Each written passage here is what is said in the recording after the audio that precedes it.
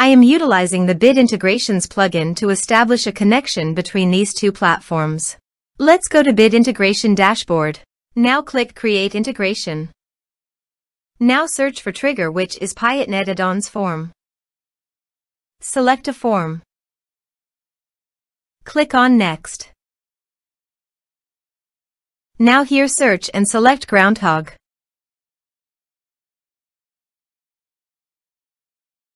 Here, give a meaningful integration name as you want.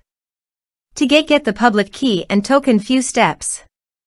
First, go to the Groundhogg setting.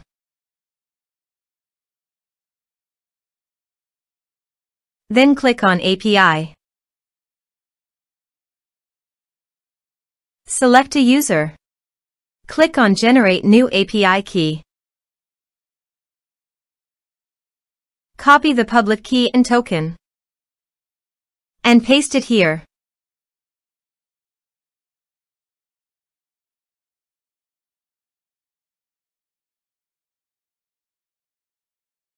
Click on Authorize. Authorization is successful. Click Next. Now choose an action from the drop-down. I am selecting Create Contact. Now do the field mapping.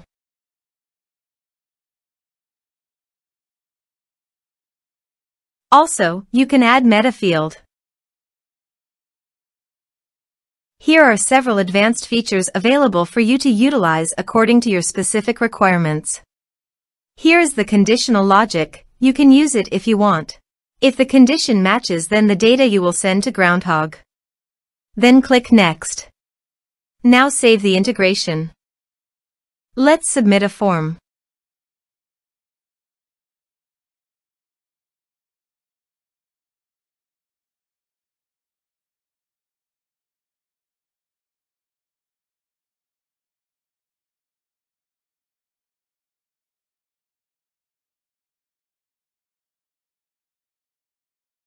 Click on Send Message.